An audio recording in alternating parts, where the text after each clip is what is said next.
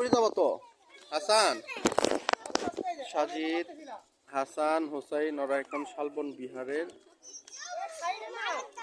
Main যে জায়গাটা যেখানে বিহার ছিল প্রত্নতান্ত্রিক এরিয়া এটার মধ্যে। বাবা কোথায় আসছো? সাজিদ বুড়া কোথায় আসছো? টাকা হুসাইন এদিকে আসো, এত কাছে যেও না পড়ে যাবা।